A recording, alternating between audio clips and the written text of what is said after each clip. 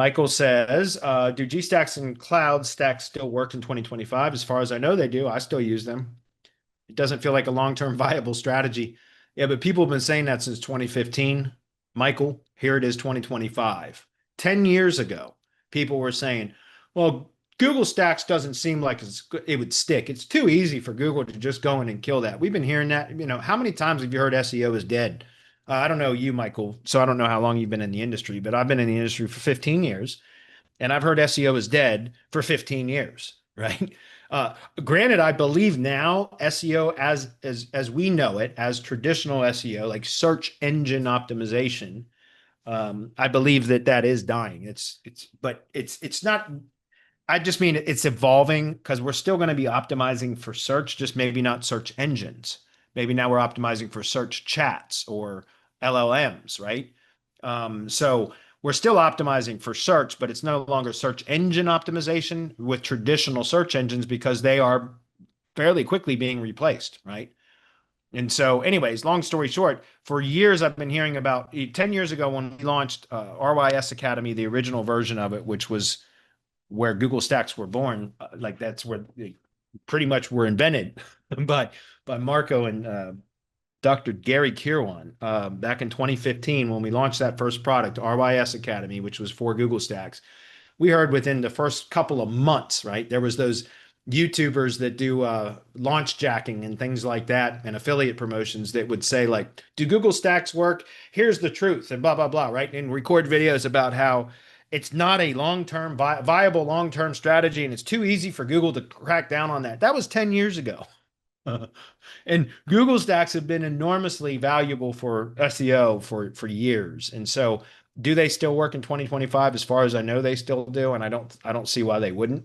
And I tend to ignore it when people say it doesn't feel like in some cases I could see where that's logical, but like I said, it's been one of those things that has been a kind of a mainstay for a decade, and I've heard that a lot. So, anyways, are they still working? As far as I know, yeah, because the way that I use Google or Google Sites and Drive Stacks, et cetera, is to push to kind of validate the local brand or the location, right? So the local business, as well as also to kind of increase relevance. And it's because it's Google property with the Google Stacks, at least, that it's effective. With Cloud Stacks, yeah, Cloud Stacks can be effective too, but I do Cloud Stacks in a very different way than a way a lot of the others teach. For me, a Cloud Stack is a cloud page.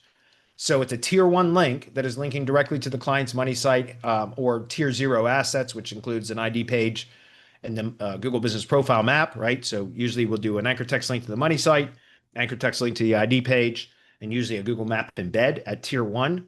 And we'll do that with cloud pages. And then at tier two, instead of doing a bunch of other cloud pages linking to that cloud page, that's perfectly viable strategy too. I just don't do it that way. Instead, what I do is just geographic or niche relevant niche edits to point to the cloud page that I created. That is what I call Cloud Stack because I'm trying to push either topical or geographic or both relevance into the cloud page.